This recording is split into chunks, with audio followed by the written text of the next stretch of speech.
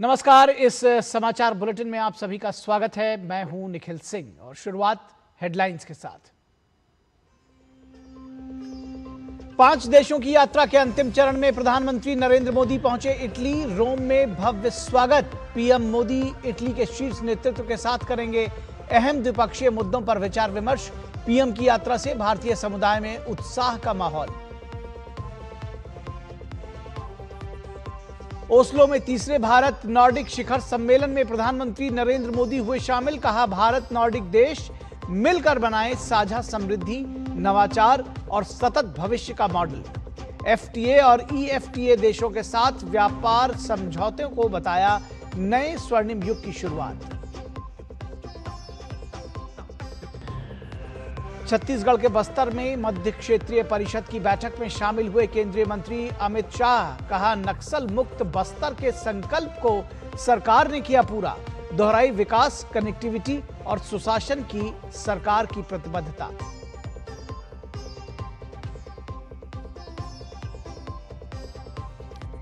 पश्चिम बंगाल में शिवेंदु सरकार का ओबीसी आरक्षण पर बड़ा कदम। मुस्लिम समुदाय को मिलने वाला 10% आरक्षण किया समाप्त। अब 66% जातियां ओबीसी सूची में शामिल।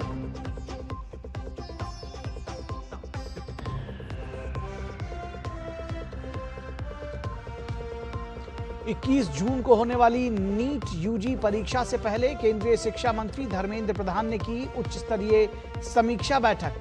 फूल प्रूफ, त्रुटि रहित और पारदर्शी परीक्षा के निर्देश। कहा, सतर्कता और सुरक्षा से कोई समझौता नहीं।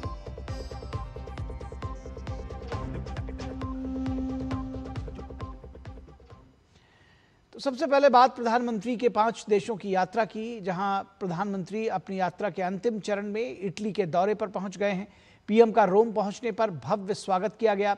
पीएम यहां इटली के शीर्ष नेतृत्व के साथ अहम द्विपक्षीय मुद्दों पर विचार विमर्श करेंगे। भारत इटली सहयोग में विस्तार की दिशा में इस दौरे को बेहद अहम माना जा रहा है।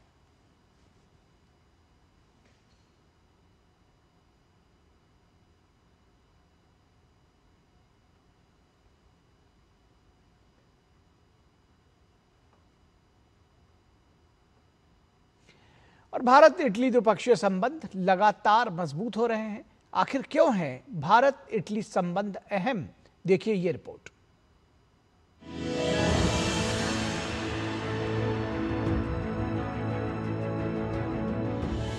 बीते कुछ वर्षों में प्रधानमंत्री नरेंद्र मोदी के नेतृत्व में भारत और इटली के बीच द्विपक्षीय संबंधों में नई ऊर्जा देखने को मिली है।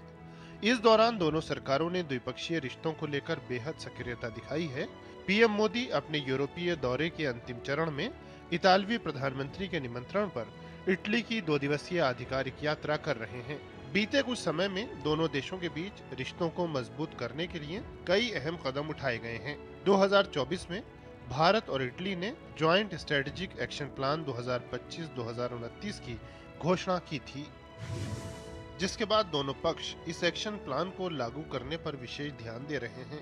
इस एक्शन प्लान में आर्थिक से लेकर रक्षा क्षेत्र और राजनीतिक संवाद से लेकर कनेक्टिविटी के मुद्दों को ध्यान में रखा गया है। इस विशेष एक्शन प्लान में भारत इटली के बीच द्विपक्षीय व्यापार और निवेश को बढ़ावा देने, स्वच्छ ऊर्जा, नवाचार, अंतरिक्ष, प्रवासन और गतिशीलता, पर्यटन और नागरिकों के बीच आपसी संबंधों की मजबूती तक तमाम अहम विषय शामिल हैं। 2023 में भारत इटली ने राजनयिक संबंधों की स्थापना की 75वीं वर्षगांठ मनाई थी। पिछले कुछ समय में दोनों देशों के बीच विभिन्न द्विपक्षीय और वैश्विक मंचों पर शीर्ष नेताओं के बीच नियमित संवाद देखने को मिला है। इटली यूरोपीय संघ में भारत का चौथा सबसे बड़ा व्यापारिक भागीदार है। 2025 में दोनों देशों के बीच द्विपक्षीय व्यापार 14.25 अरब यूरो तक पहुंच गया, जिसमें भारत का निर्यात करीब 8.55 अरब यूरो था और इटली से भारत का आयात 5.7 अरब यूरो दर्ज किया गया। दोनों देशों के बीच सेवाओं का व्यापार 2025 में 1.33 अरब यूरो रहा। दोनों देशों ने 2029 तक द्विपक्षीय व्यापार को 20 अरब यूरो तक बढ़ाने का लक्ष्य रखा है। इटली ने अपनी वैश्विक व्यापार रणनीति के तहत भारत को प्राथमिकता वाले देशों में से एक के रूप में मान्यता दी है। साथ ही इटली भारत के नेतृत्व वाली कई बहुपक्षीय पहलों का भी हिस्सा बन चुका है। इनमें अंतर्राष्ट्रीय सौर गठबंधन, हिंद महासागर रिम एसोसिएशन, आपदा प्रतिरोधी बुनियादी ढांचे के लिए गठबंधन CDRI और हिंद प्रशांत महासागर पहल IPOI शामिल हैं। साथ ही इटली भारत के साथ भारत मध्य पूर्व यूरोप आर्थिक गलियारे का भी संस्थापक सदस्य है। ऐसे में प्रधानमंत्री मोदी की इटली की यात्रा दोनों देशों के बीच जारी सहयोग को नई गति प्रदान करेगी। पीएम मोदी का यह दौरा दोनों देशों के बहुआयामी रिश्तों को और अधिक मजबूत करने में अहम भूमिका निभाएगा। Bureau report, DD news. और तीसरे भारत नॉर्डिक शिखर सम्मेलन में प्रधानमंत्री नरेंद्र मोदी शामिल हुए। उन्होंने कहा कि नॉर्डिक देशों के निवेश से भारत की ग्रोथ स्टोरी में योगदान दिया है। साथ ही उन्होंने कहा कि संबंधों को अगले स्तर तक ले जाने के लिए हरित साझेदारी व नवाचार को रणनीतिक स्तर की साझेदारी का रूप देने का निर्णय लिया गया है। इससे भारतीय टैलेंट को नए अवसर मिले हैं और विश्व को समाधान। बदलती हुई भू राजनीतिक परिस्थितियों में ग्रीन टेक्नोलॉजी, ऊर्जा सुरक्षा और निर्बाध सप्लाई चेन जरूरी है। ओस्लो में आयोजित तीसरे भारत नॉर्डिक शिखर सम्मेलन में प्रधानमंत्री नरेंद्र मोदी ने नॉर्डिक देशों नॉर्वे, डेनमार्क, स्वीडन, फिनलैंड और आइसलैंड के साथ हरित साझेदारी और इनोवेशन को रणनीतिक स्तर के करने की घोषणा की। उन्होंने कहा कि वैश्विक तकनीक से भारतीय टैलेंट को जोड़कर वैश्विक समाधान पर काम किया जाएगा। आज हमने भारत और नॉर्डिक संबंधों को green technology and innovation strategic partnership का स्वरूप देने का निर्णय लिया है। इस ग्रीन टेक्नोलॉजी पार्टनरशिप से हम आइसलैंड की जियोथर्मल और फिशरीज, नॉर्वे की ब्लू इकोनॉमी और आर्कटिक और सभी नॉर्डिक देशों की मैरीटाइम और सेंसिटिविटी में एक्सपर्टीज को, सस्टेनेबिलिटी की एक्सपर्टीज को भारत के स्केल के साथ जोड़कर पूरे विश्व के लिए एक बेहतर भविष्य सुनिश्चित करेंगे। और हमारे बीच इस यूनिक स्ट्रेटेजिक पार्टनरशिप के गठन से हम स्वीडन की एडवांस मैन्युफैक्चरिंग और डिफेंस, फिनलैंड की टेलीकॉम और डिजिटल टेक्नोलॉजी और डेनमार्क की साइबर सिक्योरिटी और हेल्थ टेक को भारत के टैलेंट के साथ जोड़कर पूरे विश्व के लिए ट्रस्टेड सॉल्यूशंस डेवलप करेंगे। प्रधानमंत्री ने कहा कि भारत और नॉर्डिक देश मिलकर साझा समृद्धि, नवाचार और सतत भविष्य का एक मॉडल बनाने के लिए काम करेंगे। साथ ही बहुआयामी वैश्विक व्यवस्था को लेकर भारत नॉर्डिक देश दृढ़ भी हैं। रूस, यूक्रेन और पश्चिमी एशिया में जारी संघर्ष का शांतिपूर्ण समाधान करने के लिए उन्होंने नॉर्डिक देशों की प्रतिबद्धता को दोहराया। वैश्विक तनाव और संघर्ष के इस दौर में भारत और नॉर्डिक देश साथ मिलकर एक रूल्स बेस्ड ग्लोबल ऑर्डर को बल देते रहेंगे। और यूक्रेन हो या वेस्ट एशिया, हम संघर्ष की शीघ्र समाप्ति और शांति के प्रयासों का समर्थन करते रहेंगे। हम इस बात पर सहमत हैं कि मल्टीलेटरल इंस्टीट्यूशंस का रिफॉर्म आवश्यक भी है और अर्जेंट भी है। और टेररिज्म पर भी हमारा क्लियर और यूनाइटेड स्टैंड है। No compromise, no double standards. भारतीय विदेश मंत्रालय ने सोशल मीडिया पर जानकारी दी कि तीसरे भारत नॉर्डिक शिखर सम्मेलन में ग्रीन टेक्नोलॉजी व इनोवेशन, क्लाइमेट एक्शन इनिशिएटिव, रक्षा, ऊर्जा में सहयोग, तकनीक, व्यापार और निवेश के बेहतर लिंकेजेस सहित कुल 8 आउटकम डॉक्यूमेंट सामने आए हैं। भारत नॉर्डिक देशों के आपसी संबंधों में बीता एक दशक महत्वपूर्ण रहा है। इस दौरान द्विपक्षीय व्यापार में 4 गुना की बढ़ोतरी हुई है और नॉर्डिक देशों का भारत में निवेश 200 गुना बढ़ा है। ओस्लो से अखिलेश सुमन के साथ ब्यूरो रिपोर्ट, DD न्यूज। और उत्तरी यूरोप की बर्फीली सरजमी पर भारत की कूटनीति ने गर्मजोशी और विश्वास का नया अध्याय लिखा है। नॉर्डिक शिखर सम्मेलन के इतर प्रधानमंत्री नरेंद्र मोदी ने डेनमार्क, फिनलैंड और आइसलैंड के नेताओं के साथ द्विपक्षीय वार्ताओं में भविष्य की साझेदारी का खाका तैयार किया।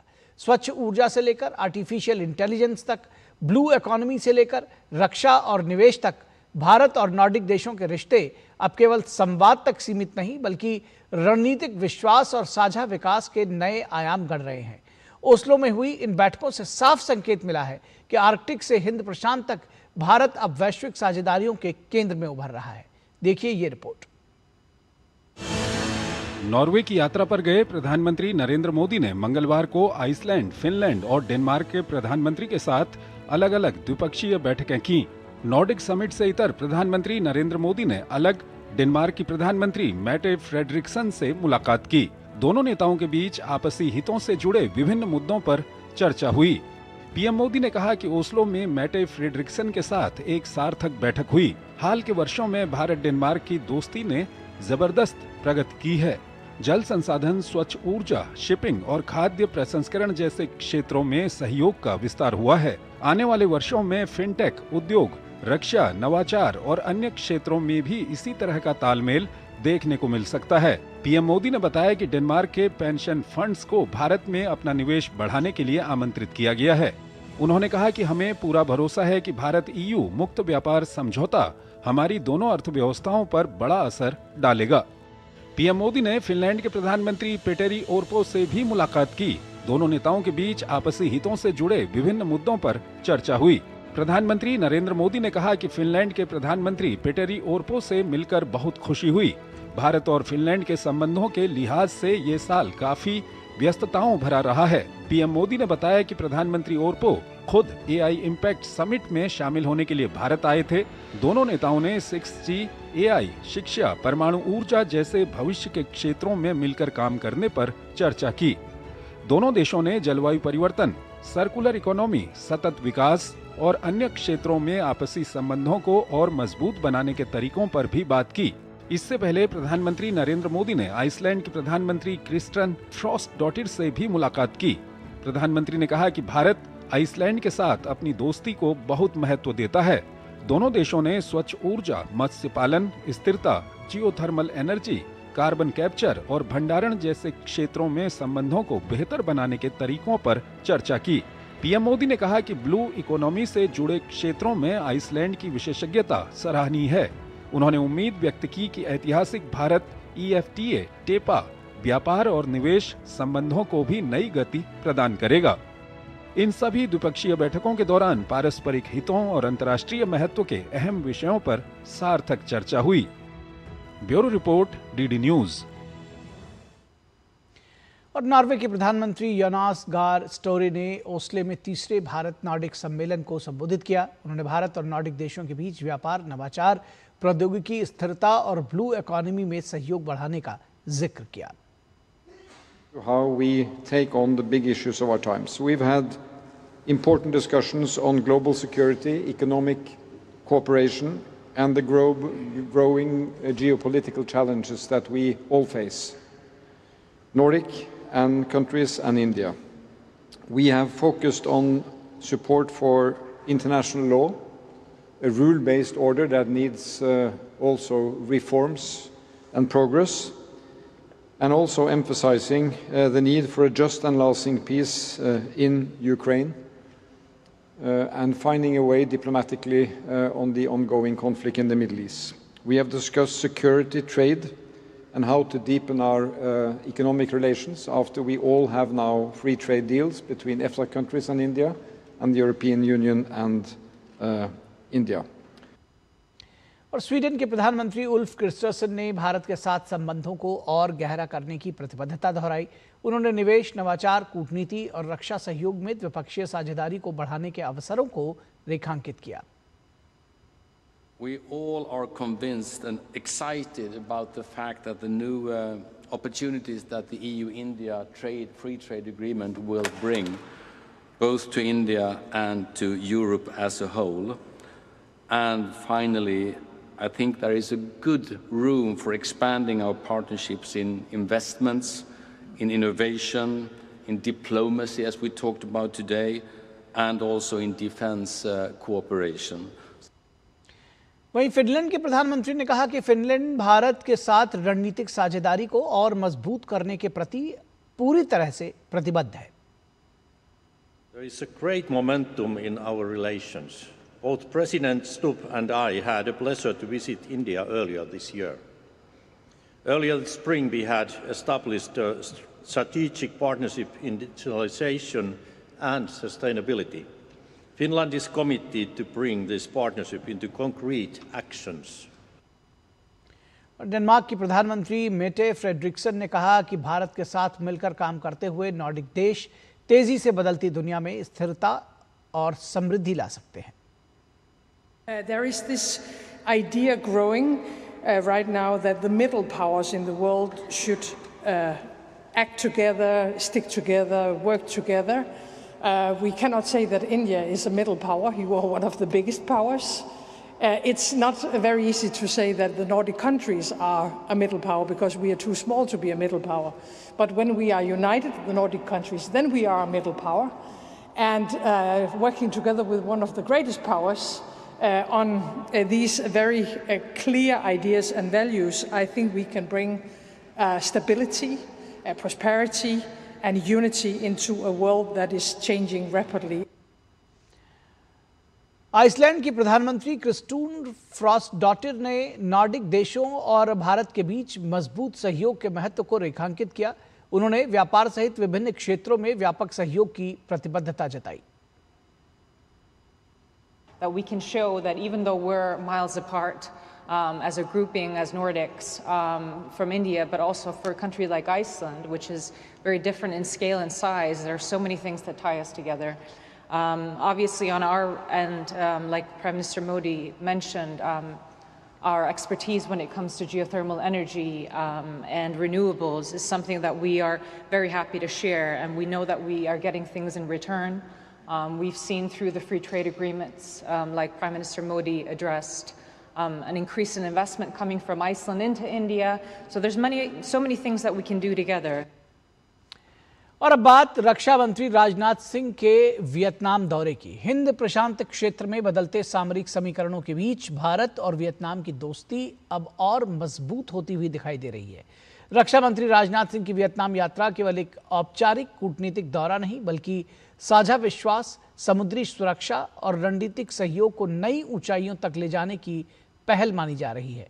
हनोई में हुई उच्च स्तरीय बैठकों ने साफ संकेत दिया है कि भारत और वियतनाम क्षेत्रीय शांति और स्थिरता के लिए मिलकर एक मजबूत साझेदारी को आगे बढ़ा रहे हैं।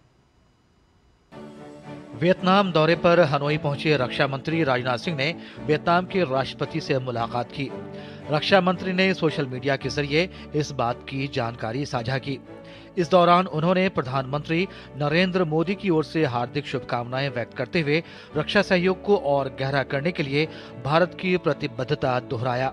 भारत और वियतनाम के बीच घनिष्ठ और अस्थायी संबंध आपसी विश्वास, साझा मूल्यों, रक्षा, सुरक्षा और क्षेत्रीय स्थिरता के क्षेत्र में घनिष्ठ सहयोग की नींव पर आधारित है। इससे पहले रक्षा मंत्री राजनाथ सिंह ने हनोई में वियतनाम के उप प्रधानमंत्री और राष्ट्रीय रक्षा मंत्री जनरल फॉन वान जियांग के साथ द्विपक्षीय बैठक की। बैठक में दोनों देशों के बीच बढ़ती रक्षा साझेदारी की समीक्षा की गई। दोनों नेताओं ने समुद्री सुरक्षा, रक्षा उद्योग, सैन्य प्रशिक्षण और क्षेत्रीय स्थिरता जैसे अहम मुद्दों पर सहयोग बढ़ाने के तरीकों पर चर्चा की। इसके साथ ही हिंद प्रशांत क्षेत्र में शांति, सुरक्षा और नौवहन की स्वतंत्रता बनाए रखने पर जोर दिया गया। बैठक के दौरान दोनों पक्षों ने सैन्य प्रशिक्षण, क्षमता निर्माण, साइबर सुरक्षा, संयुक्त राष्ट्र शांति अभियानों और उच्च स्तरीय आदान प्रदान सहित कई क्षेत्रों में सहयोग बढ़ाने पर सहमति जताई। दोनों देशों की सेनाओं के बीच आपसी सहयोग को और मजबूत करने पर भी चर्चा हुई। रक्षा मंत्री राजनाथ सिंह ने कहा कि भारत वियतनाम के साथ अपनी व्यापक रणनीतिक साझेदारी को और मजबूत करने के लिए प्रतिबद्ध है। उन्होंने वियतनाम के रक्षा आधुनिकीकरण और क्षमता संवर्धन में भारत के सहयोग को जारी रखने का भी भरोसा दिलाया। अपनी यात्रा के दौरान रक्षा मंत्री राजनाथ सिंह ने वियतनाम के संस्थापक नेता और पूर्व राष्ट्रपति हो ची मिन्ह की 136वीं जयंती पर उन्हें श्रद्धांजलि अर्पित की। उन्होंने स्मारक स्थल पर पहुंचकर उनके प्रति सम्मान व्यक्त किया। उन्होंने इस मौके पर कहा कि हो ची मिन्ह की दूरदृष्टि, नेतृत्व क्षमता और राष्ट्रीय स्वतंत्रता के प्रति समर्पण आज भी पीढ़ियों को प्रेरित करता है। इस कार्यक्रम के दौरान राजनाथ सिंह को वियतनाम में राष्ट्रीय रक्षा मंत्रालय में सांकेतिक गार्ड ऑफ ऑनर से सम्मानित भी किया गया। समारोह के दौरान उन्होंने विजिटर्स बुक पर हस्ताक्षर भी किए। इस अवसर पर मंत्रालय के कई वरिष्ठ अधिकारियों ने रक्षा मंत्री का स्वागत किया और मंत्रालय की गतिविधियों और आगामी योजनाओं पर चर्चा की। इस दौरे का मुख्य उद्देश्य रणनीतिक सैन्य सहयोग, रक्षा उद्योग में साझेदारी और समुद्री सहयोग को मजबूत करना है, ताकि हिंद प्रशांत क्षेत्र में शांति और स्थिरता को बढ़ावा दिया जा सके। रक्षा मंत्री वियतनाम यात्रा के बाद 21 मई तक दक्षिण कोरिया के आधिकारिक दौरे पर भी रहेंगे। Bureau report, DT news. और आत्मनिर्भर भारत अभियान के तहत रक्षा क्षेत्र में देश को बड़ी सफलता मिली है। Defence research and development organisation यानी DRDO ULPGM V3 मिसाइल के सफल परीक्षण पूरे कर लिए हैं। आंध्र प्रदेश के कुरनूल में हुए इन परीक्षणों में मिसाइल का एयर टू ग्राउंड और एयर टू एयर दोनों मोड में सफल परीक्षण किया गया। ये मिसाइल टैंक, ड्रोन और हेलीकॉप्टर जैसे लक्ष्यों को निशाना बनाने में सक्षम है। रक्षा मंत्री राजनाथ सिंह ने इस उपलब्धि को रक्षा क्षेत्र में आत्मनिर्भरता की दिशा में एक बड़ा कदम बताया है। वहीं DRDO प्रमुख समीर V कामत ने सभी टीमों को इस सफलता पर बधाई दी है। और भारतीय रेलवे ने एक ऐतिहासिक मुकाम हासिल किया है, क्योंकि मार्च 2026 तक इसका कुल 69,873 किलोमीटर रूट विद्युतीकृत हो चुका है, जो पूरे नेटवर्क का लगभग 99.6% बनता है।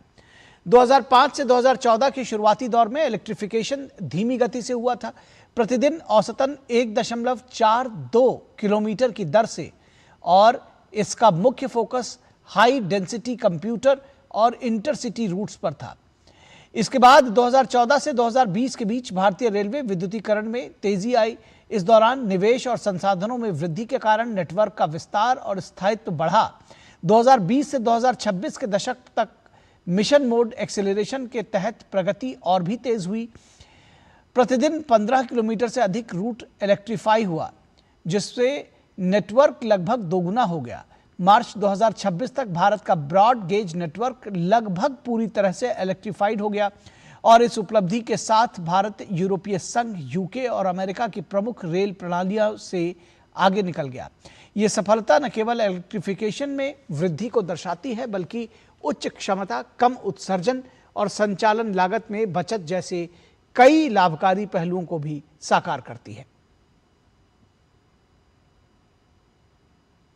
और लोकसभा अध्यक्ष ओम बिरला ने कॉरपोरेट लॉज संशोधन विधेयक 2026 पर विचार के लिए एक संयुक्त संसदीय समिति का गठन किया है। सांसद सुधीर गुप्ता को इस समिति का अध्यक्ष नियुक्त किया गया है। समिति में लोकसभा के 21 और राज्यसभा के 10 सदस्यों को शामिल किया गया है। यह संयुक्त संसदीय समिति कॉरपोरेट लॉज संशोधन विधेयक 2026 के विभिन्न प्रावधानों की समीक्षा करेगी और अपनी सिफारिशें सदन के समक्ष पेश करेगी।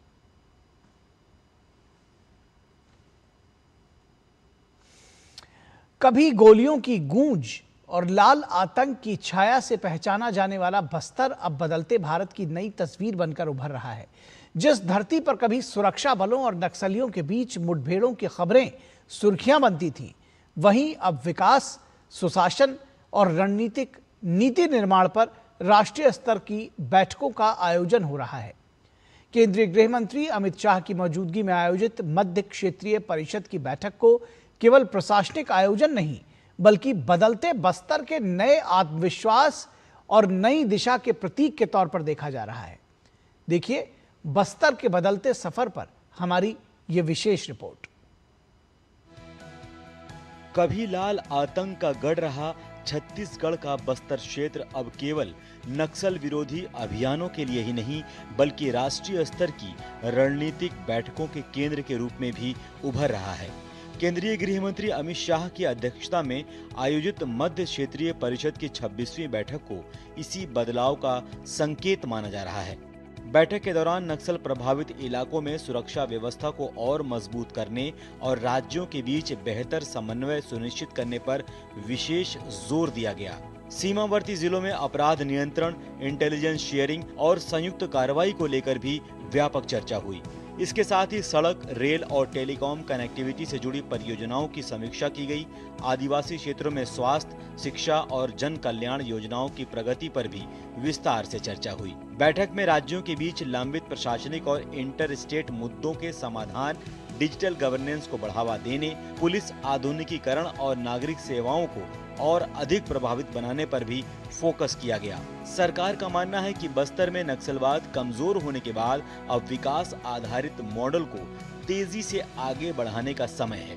यही वजह है कि सुरक्षा के साथ साथ बुनियादी सुविधाओं और जन कल्याण योजनाओं को भी प्राथमिकता दी जा रही है।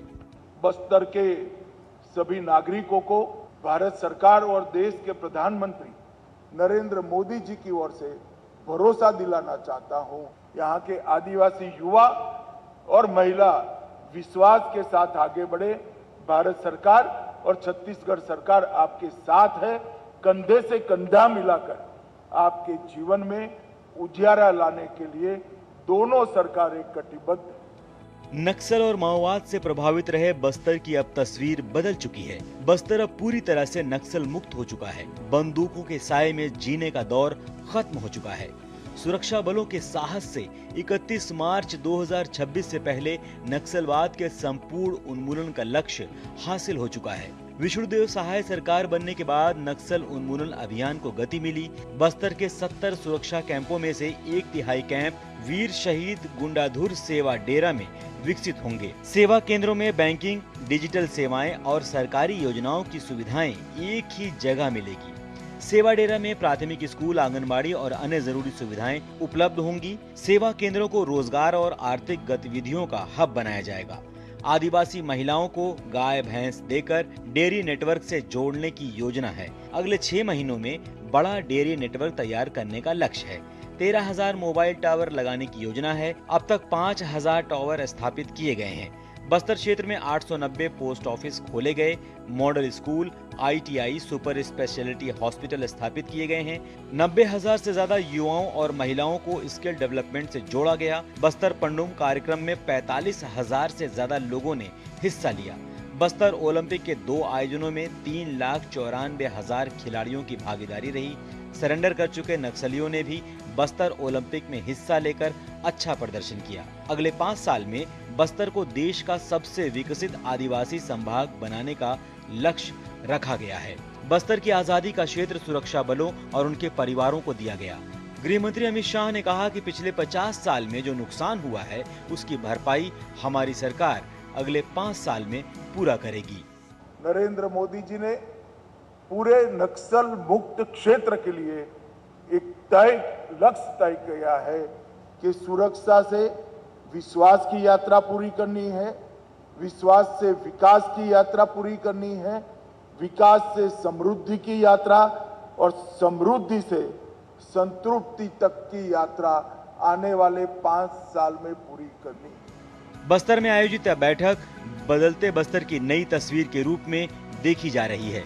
जहां कभी नक्सल हिंसा सुर्खियों में रहती थी, वहीं अब विकास, कनेक्टिविटी और सुशासन पर राष्ट्रीय स्तर की चर्चा हो रही है।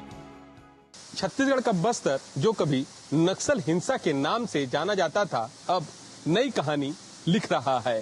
केंद्रीय गृह मंत्री अमित शाह के अध्यक्षता में हुई मध्य परिषद की बैठक इसी बात का बड़ा संकेत है कि बस्तर अब धीरे धीरे बदल रहा है। अपने कैमरा सहयोगी नागेश के साथ सोमेश पटेल, TD न्यूज, बस्तर। और केंद्रीय शिक्षा मंत्री धर्मेंद्र प्रधान ने 21 जून को होने वाली नीट UG की पुनर्परीक्षा की तैयारियों की समीक्षा करते हुए अधिकारियों को सख्त सुरक्षा प्रोटोकॉल के तहत उसके सुरक्षित, सुचारू और त्रुटि रहित आयोजन का निर्देश दिया है। समीक्षा बैठक की अध्यक्षता करते हुए धर्मेंद्र प्रधान ने इस बात पर जोर दिया कि पिछली परीक्षा प्रक्रिया में पाई गई सभी खामियों को व्यापक रूप से दूर किया जाना चाहिए ताकि परीक्षा के आयोजन में पूर्ण शुचिता और पारदर्शिता सुनिश्चित हो सके। शिक्षा मंत्री ने अधिकारियों को सभी राज्यों के जिला मजिस्ट्रेट्स और पुलिस अधीक्षकों के साथ समन्वय बैठकें आयोजित करने का निर्देश दिया ताकि परीक्षा व्यवस्थाओं की सख्त निगरानी और प्रभावी कार्यान्वयन सुनिश्चित हो सके।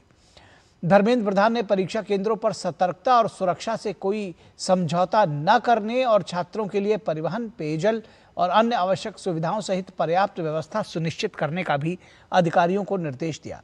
राष्ट्रीय परीक्षण एजेंसी यानी एनटीए ने अनियमितताओं के आरोपों के बीच 3 मई को आयोजित नीट यूजी परीक्षा को रद्द कर दिया था। धर्मेंद्र प्रधान ने बताया कि अनियमितताओं को देखते हुए अगले वर्ष से मेडिकल प्रवेश परीक्षा कंप्यूटर आधारित होगी।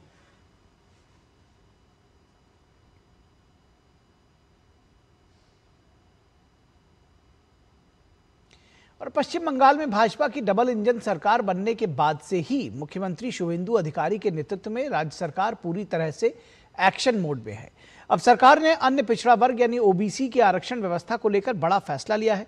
शुभेंदु सरकार ने ओबीसी आरक्षण की मौजूदा संरचना में बदलाव करते हुए नई सूची और नई व्यवस्था लागू करने की घोषणा की है। ओबीसी आरक्षण को 17% से घटाकर 7% कर दिया गया है, जिसमें मुस्लिम समुदाय को मिलने वाला आरक्षण पूरी तरह समाप्त कर दिया गया है। ओबीसी ए और ओबीसी बी श्रेणी का बड़ा हिस्सा मुस्लिम समुदाय के विभिन्न समूहों को शामिल करता था। अब उस मुस्लिम ओबीसी कोटे को पूरी तरह समाप्त कर दिया गया है।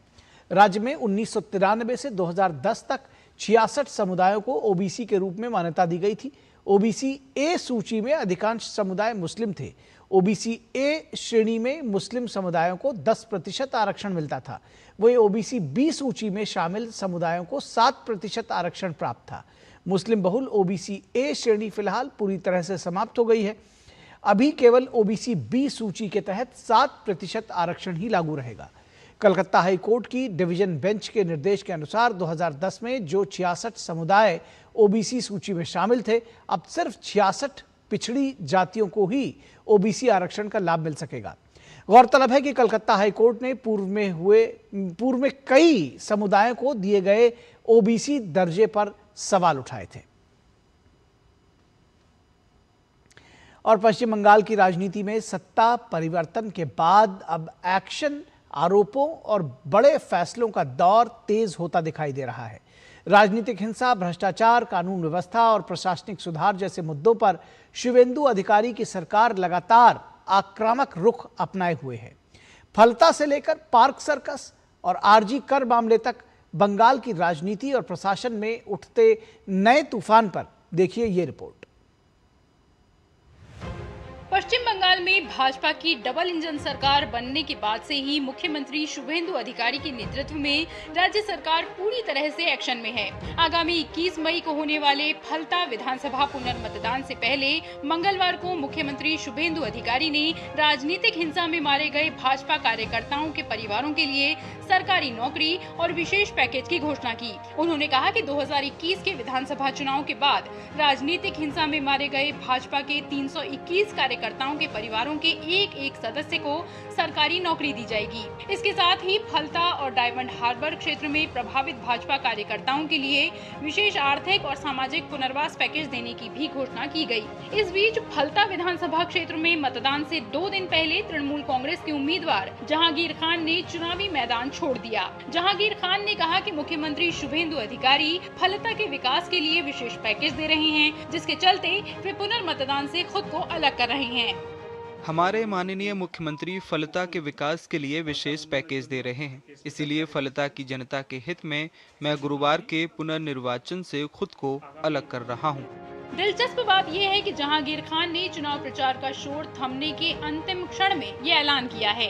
जहांगीर खान वही टीएमसी उम्मीदवार हैं जिनका कुछ दिनों पहले चुनाव आयोग के पुलिस ऑब्जर्वर और उत्तर प्रदेश के आईपीएस अधिकारी अजय पाल शर्मा के साथ तीखा विवाद हुआ था।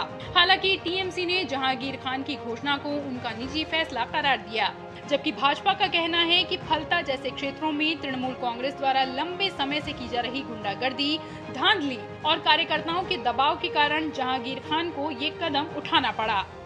फलता में जहांगीर खान ने अपना एक अलग सा राष्ट्र जैसा बना के रखा था। फलता जो एसीजेड है उसको पूरी तरीके से खत्म कर देना।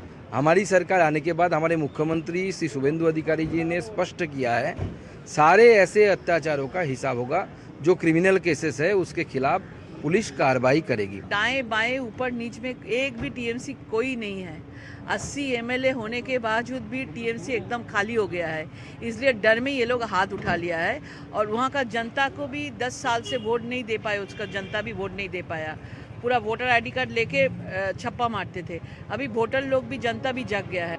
पश्चिम बंगाल में सत्ता परिवर्तन होते ही भ्रष्टाचार के खिलाफ अब तक की सबसे बड़ी कार्रवाई शुरू हो गई है। कोलकाता नगर निगम ने टीएमसी सांसद अभिषेक बनर्जी और उनके परिवार से जुड़ी कम से कम 17 संपत्तियों को लेकर नोटिस जारी किया है। कोलकाता नगर निगम का ये नोटिस अवैध निर्माण और बिना मंजूरी के बनाई गई इमारतों की जाँच के लिए जारी किया गया।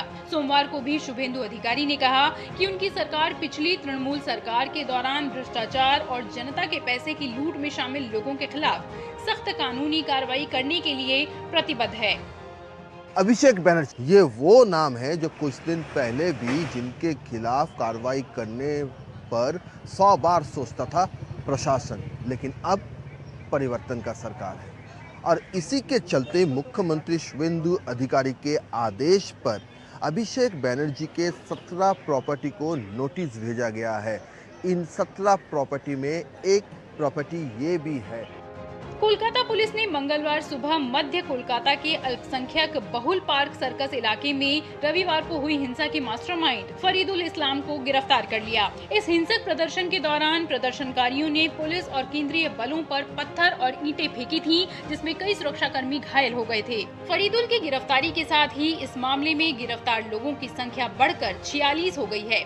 पार्क सर्कस कांड के मुख्य आरोपियों को पुलिस ने सिर्फ गिरफ्तार ही नहीं किया, बल्कि पूरे इलाके में घुमाकर ये भी पता लगाया कि पूरी साजिश कैसे बनाई गई थी और कहां से इसकी योजना तैयार हुई थी। उधर आसनसोल के जहांगीर मोहल्ला इलाके में हाल ही में हुई घटना को लेकर पुलिस प्रशासन ने सख्त रुख अपनाया है।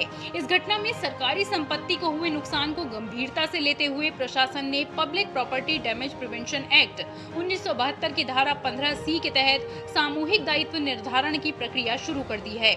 इस बीच कलकत्ता हाईकोर्ट ने आरजीकर मेडिकल कॉलेज और अस्पताल में महिला चिकित्सक से दुष्कर्म और हत्या के मामले की सुनवाई के दौरान मंगलवार को सीबीआई को महत्वपूर्ण निर्देश दिए। अदालत ने कहा कि अस्पताल के सेमिनार हॉल समेत जिन जिन स्थानों को जांच के लिए सील करना आवश्यक है, उन्हें तत्काल सील किया जाए। इधर कोलकाता के आरजीकर दुष्कर्म और हत्या मामले में बड़ा कदम उठाते हुए पश्चिम बंगाल की भाजपा सरकार ने प्रवर्तन निदेशालय को आरजीकर मेडिकल कॉलेज और अस्पताल के तत्कालीन प्रिंसिपल संदीप घोष के खिलाफ कानूनी कार्रवाई करने की अनुमति दे दी है। पश्चिम बंगाल सरकार ने प्रशासनिक कार्यकुशलता बढ़ाने और सरकारी खर्च में कटौती के उद्देश्य से कई सख्त कदम उठाने का फैसला लिया है। मुख्य सचिव कार्यालय की ओर से जारी एक अत्यावश्यक निर्देश में सभी सरकारी विभागों और जिला प्रशासन को वित्तीय वर्ष 2026-27 के लिए विस्तृत कार्य योजना तैयार करने को कहा गया है। ये पहल मुख्यमंत्री शुभेंदु अधिकारी द्वारा हाल ही में ईंधन बचत, सार्वजनिक परिवहन के अधिक उपयोग और प्रशासनिक कार्यों में डिजिटल प्रणाली के विस्तार पर दिए गए जोर के अनुरूप मानी जा रही है। सौरभ दत्ता के इनपुट के साथ ब्यूरो रिपोर्ट, डीडी न्यूज। केंद्रीय सड़क परिवहन और राजमार्ग मंत्री नितिन गडकरी और दिल्ली की मुख्यमंत्री रेखा गुप्ता ने 6 लेन वाले एक्सप्रेस नियंत्रित डीएनडी सोहना राजमार्ग संख्या 148 NA का निरीक्षण किया। 4,463 करोड़ की लागत से 59 किलोमीटर लंबा ये हाईवे दिल्ली NCR, दिल्ली नोएडा, गाजियाबाद, फरीदाबाद, गुरुग्राम और सोहना को जोड़ता है और जेवर स्थित नोएडा इंटरनेशनल एयरपोर्ट तक सीधी और तेज कनेक्टिविटी प्रदान करता है। ये परियोजना eastern peripheral expressway, Yamuna expressway और दिल्ली मुंबई एक्सप्रेसवे को निर्बाध रूप से आपस में जोड़ता है। इस हाईवे का जायजा लिया हमारे संवाददाता अजीत द्विवेदी ने। दिल्ली NCR में ट्रैफिक से निपटने के लिए एक बड़ी सौगात मिल रही है। भारतमाला प्रोजेक्ट के तहत 6 लेन एक्सेस हाईवे जो है वो दिल्ली NCR को जोड़ेगा, जो कि दिल्ली के ट्रैफिक को कम करेगा। साथ ही सोहना, फरीदाबाद जो है वहाँ पर जो है वो अच्छी एक्सेसिबिलिटी जो है उसको मेंटेन करेगा, जिससे कि ट्रैफिक जो है वो तो कम होगा ही, साथ ही जो है समय में भी बचत होगी। डीएनडी फरीदाबाद सोहना कंट्रोल एक्सेस हाईवे जो है 6 लेन का ये पूरा हाईवे है, जो कि एक बेहतर कनेक्टिविटी दिल्ली एनसीआर को देता है। 59 किलोमीटर का पूरा ये हाईवे है जो कि 6 लेन है, एक्सेस कंट्रोल हाईवे है, जो कि दिल्ली के महारानी बाग से शुरू होता है और जैतपुर फरीदाबाद बाईपास और बल्लभगढ़ होते हुए सोहना हरियाणा तक जाता है। यह हाईवे जो है यह दिल्ली मुंबई एक्सप्रेसवे का ही एक पार्ट कह सकते हैं और ये दिल्ली मुंबई एक्सप्रेसवे से जुड़ता है और बेहतर कनेक्टिविटी जो है वो उसको देता है। जेवर एयरपोर्ट तक लोग आसानी से पहुंच पाएंगे। साथ ही जो बेहतर कनेक्टिविटी के माध्यम से जो जाम की स्थिति होती है अभी दिल्ली एनसीआर में, वो काफ़ी कम होगी। आप देख सकते हैं कि यहाँ से जो है ये रोड जो है ये जेवर को कनेक्ट करता है, यानी कि दिल्ली एनसीआर का जो ट्रैफिक है, जो जेवर जाने वाले लोग हैं, जेवर एयरपोर्ट जाने वाले लोग हैं, वो आसानी से इस रोड के माध्यम से जेवर की तरफ जा सकते हैं बिना किसी परेशानी के, बिना किसी ट्रैफिक के। और यहाँ पर जो है लोगों का समय भी जो है काफ़ी बचेगा। काली कुंज का जाम खत्म हो जाएगा और ये आश्रम से जाती थी अब सीधे इधर से निकल जाएंगे नवेदा के लिए। हाईवे के शुरू होने से बहुत आसानी होगी। पहले जाने में टाइम लगता था, ट्रैफिक होता था। अब क्या है, सीधी हाईवे बन गया है तो 10-15 मिनट मैक्सिमम में आप पालम पहुंच सकते हैं। जी बिल्कुल। तो ना सिर्फ दिल्ली एनसीआर की कनेक्टिविटी बेहतर होगी, लोग आसानी से जो है बिना ट्रैफिक जाम में फंसे जो है वो दिल्ली एनसीआर और जेवर एयरपोर्ट पहुंच पाएंगे। तो एक बड़ी सौगात जो है बहुत जल्द दिल्ली एनसीआर के लोगों को मिलने जा रही है। कैमरामैन राजेंद्र जोशी के साथ अजीत द्विवेदी, डीडी न्यूज, दिल्ली। और राष्ट्रीय जांच एजेंसी एनआईए की स्पेशल कोर्ट ने पाकिस्तानी तालिबान और तहरीक-ए-तालिबान पाकिस्तान यानी टीटीपी से जुड़े आतंकी कट्टरपंथ के मामले में मुख्य आरोपी हमराज बोरशिद शेख को 7 साल के कठोर कारावास की सजा सुनाई है। कोर्ट ने आरोपी पर 63,000 रुपए का जुर्माना भी लगाया है। जांच में सामने आया कि हमराज 2019 से 2022 तक सऊदी अरब में रहकर तालिबान और टीटीपी की विचारधारा से प्रभावित हुआ। भारत लौटने पर उसने सह आरोपी मोहम्मद आरिफ के साथ मिलकर युवाओं की पहचान की और उन्हें भर्ती करने और आतंकी गिरोह बनाने की साजिश रची। दोनों का मकसद अफगानिस्तान में टीटीपी में शामिल होकर भारत के खिलाफ जिहाद छेड़ना था। इसके साथ ही जांच में हंजला नाम के एक ऑनलाइन हैंडलर की भी पहचान हुई है, जो कश्मीर पेजेस के नाम से एक इंस्टाग्राम अकाउंट के जरिए कट्टरपंथ फैलाने में शामिल था। इसमें हमराज ने ट्रायल के दौरान ही अपना गुनाह कबूल कर लिया था। एनआईए ने अक्टूबर 2023 में हमराज और आरिफ के खिलाफ चार्जशीट दाखिल की थी, जबकि आरिफ का ट्रायल अभी जारी है। और देश के पूर्व प्रधानमंत्री एचडी देवेगौड़ा के राजनीतिक जीवन, ऐतिहासिक फैसलों और उनकी राष्ट्र सेवा को दर्शाती एक विशेष प्रदर्शनी का आयोजन किया गया है। इस प्रदर्शनी में उनके प्रधानमंत्री कार्यकाल के दौरान की दुर्लभ तस्वीरों और स्मृतियों को संजोया गया है। इसके अलावा संस्कृत का प्रसार, समुदाय, समरसता और विरासत विषय पर भी प्रदर्शनी का आयोजन किया गया। देखिए हमारे संवाददाता की ये रिपोर्ट। नई दिल्ली के प्रधानमंत्री संग्रहालय में पूर्व प्रधानमंत्री एचडी देवेगौड़ा पर एक प्रदर्शनी का आयोजन किया गया। इस प्रदर्शनी का मंगलवार को उद्घाटन किया गया। देश के पूर्व प्रधानमंत्री एचडी देवेगौड़ा के समृद्ध सफरनामा पर आधारित यह प्रदर्शनी केवल एक राजनेता के सफर की कहानी नहीं, बल्कि भारत के इतिहास के एक महत्वपूर्ण कालखंड का जीवंत दस्तावेज है। प्रदर्शनी का मुख्य आकर्षण वो ऐतिहासिक क्षण है जब 1 जून 1996 को एचडी देवेगौड़ा ने देश के प्रधानमंत्री के रूप में शपथ ली थी। इसके साथ ही उनके व्यक्तिगत जीवन से जुड़ी कुछ बेहद खास चीजें, जैसे उनकी कलाई घड़ी को भी यहां दर्शकों के लिए प्रदर्शित किया गया है। प्रधानमंत्री कार्यालय में उनके कार्यभार संभालने से लेकर भारत की स्वतंत्रता की 50वीं वर्षगांठ के गौरवशाली अवसर पर लाल किले की प्राचीर से राष्ट्र को संबोधित करने के ऐतिहासिक दृश्यों को यहां बेहद खूबसूरती से दिखाया गया है। 13 और 14 फरवरी 1997 को उनके जम्मू कश्मीर के ऐतिहासिक दौरे की यादें, 15 से 18 नवंबर 1996 को इटली में आयोजित वर्ल्ड फूड समिट में उनकी भागीदारी, 16 अक्टूबर 1997 को पश्चिम काशी श्री विश्वनाथ टेम्पल और council of Hindu temple of north America द्वारा उन्हें दिए गए भक्त कनकदास अवार्ड, अक्टूबर 2096 में रामकृष्ण मिशन आश्रम में स्वामी विवेकानंद की प्रतिमा पर पुष्पांजलि अर्पित करते हुए भी उन्हें दिखाया गया है।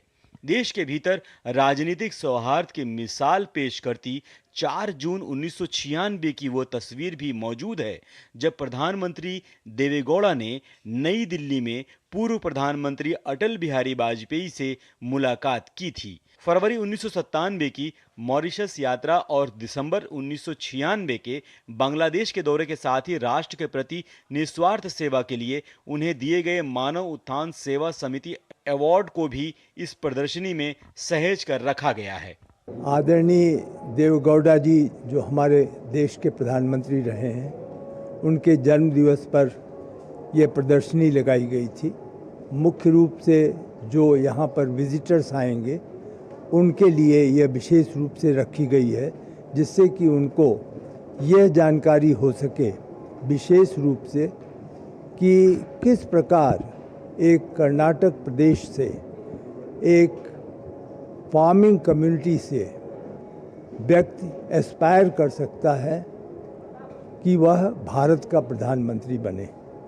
वर्तमान प्रधानमंत्री श्री मोदी जी प्रायः यह कहा करते थे कि प्रधानमंत्री संग्रहालय से नए पीढ़ी को यह संदेश हमेशा जाना चाहिए कि वह भी प्रधानमंत्री बन सकते हैं। अंतर्राष्ट्रीय संग्रहालय दिवस 2026 के अवसर पर प्रधानमंत्री संग्रहालय द्वारा संस्कृति का प्रसार, समुदाय समरसता और विरासत विषय पर भी प्रदर्शनी का आयोजन किया गया है। इस प्रदर्शनी में विविध समुदायों की जीवंत विरासत, सांस्कृतिक परंपराओं और संस्कृति को दिखाने का प्रयास किया गया है। इस प्रदर्शनी में भारत के प्रधानमंत्रियों को राष्ट्रीय और अंतर्राष्ट्रीय गणमान्य व्यक्तियों द्वारा प्रदान किए गए प्रमुख उपहारों को प्रदर्शित किया गया है।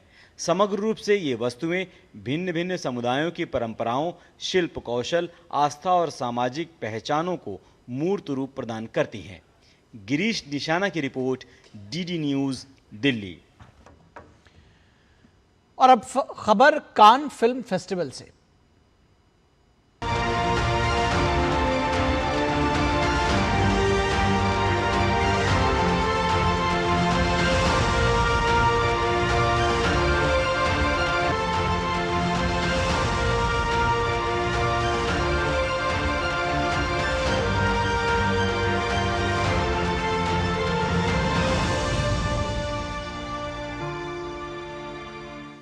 भारतीय सिनेमा की खुशबू अब फ्रांस के सिनेमाघरों तक पहुंच रही है। गुजरात की मिट्टी से निकली एक भावनात्मक कहानी जिसने दुनिया भर के फिल्म समारोहों में तालियां बटोरी, अब फ्रेंच दर्शकों के दिल जीतने जा रही है।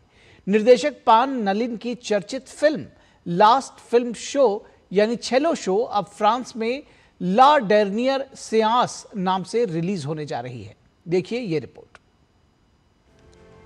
सिनेमा के प्रति प्यार, एक छोटे बच्चे का सपना और 35 mm फिल्म प्रोजेक्टर से जुड़ी यादें, यही भावनाएं लेकर बनी थी गुजराती फिल्म छेलो शो, जिसे दुनिया ने खुले दिल से अपनाया।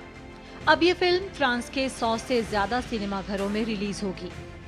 ये हमने सोचा भी नहीं था कि इतना बड़ा रिलीज होगा फ्रांस में फॉर एक गुजराती फिल्म के लिए, तो एक बहुत बड़ा रिकॉर्ड है। सिर्फ गुजराती के लिए नहीं, इंडियन फिल्म के लिए सबसे बड़ा रिकॉर्ड है। 100+ थिएटर में रिलीज होने जा रही है, तो हम तो खुश हैं क्योंकि हम 72 कंट्री में अभी तक रिलीज करके आ रहे हैं। जब से नेशनल अवार्ड जीता है तब से चल ही रहा है।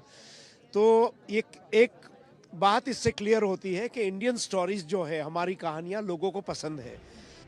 भारत फ्रांस की इस को प्रोडक्शन फिल्म को फ्रांस में रिलीज से पहले ही प्रेस शोज द्वारा वाहवाही मिल रही है। फिल्म का फ्रेंच टाइटल रखा गया है ला डेर्नियर सेआंस, यानी आखिरी show. It's always an achievement. It's very challenging. I mean, France has a lot of screens. It was long overdue to have Pan Nalin's film. There were some technical reasons why it was not released before, but it was very, I think, very overdue.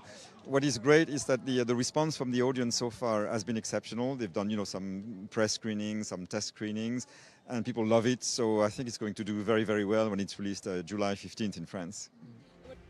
Film पहले ही दुनिया भर में अपनी छाप छोड़ चुकी है।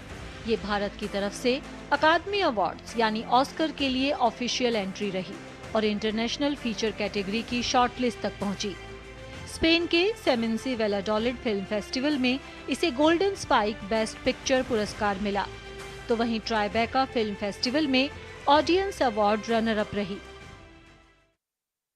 India is obviously a great, film country for cinema.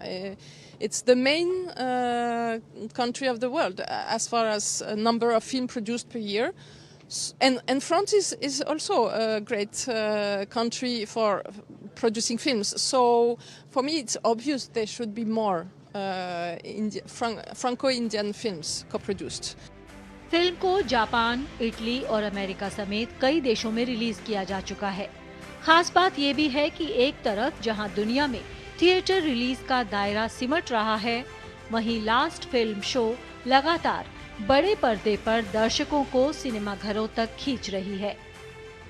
Bharat के एक छोटे से गांव के बच्चे का सिनेमा प्रेम आज दुनिया के कोने कोने तक पहुंच रहा है। ऑस्कर्स में भारत की आधिकारिक एंट्री रही पैन नलिन की चर्चित फिल्म चेल्लो शो अब फ्रेंच सिनेमाघरों में रिलीज होने के लिए तैयार है। चेल्लो शो की यह अंतर्राष्ट्रीय यात्रा सिर्फ एक फिल्म की सफलता की नहीं, बल्कि भारत के क्षेत्रीय सिनेमा की वैश्विक मंच पर स्वीकार्यता का प्रतीक है। कैमरा पर्सन अजीत के साथ मैं Jaya Sinha, DD news, France.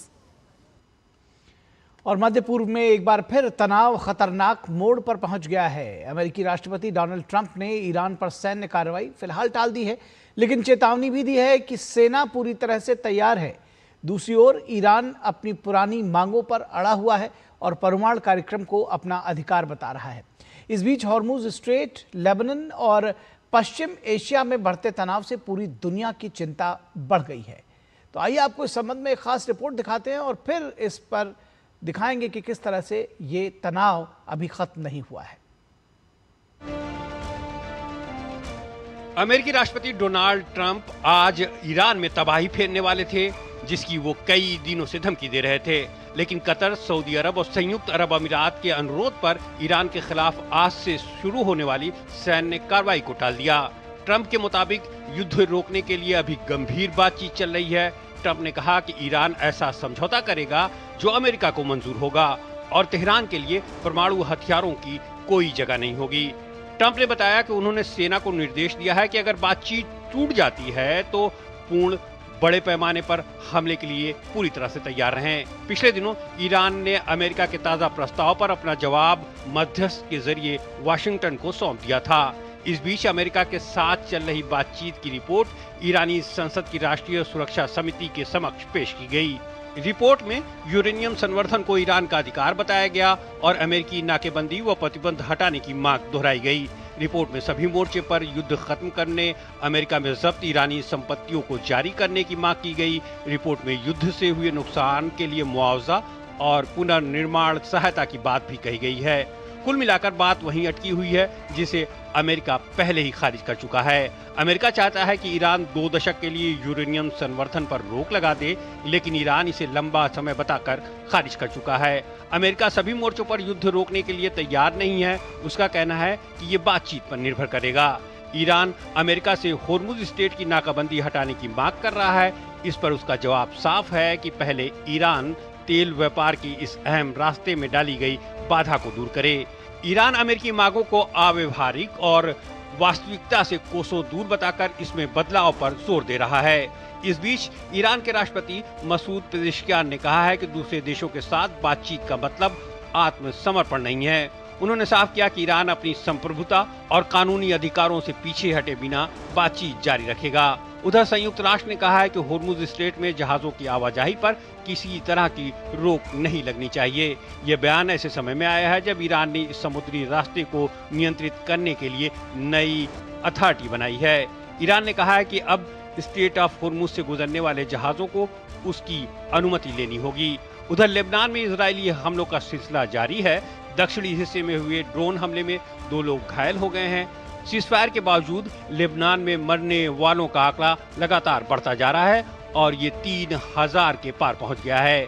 पिछले हफ्ते दोनों पक्ष सीज़फायर को 45 दिन आगे बढ़ाने पर सहमत हुए थे और जून में फिर से वार्ता शुरू करने वाले हैं।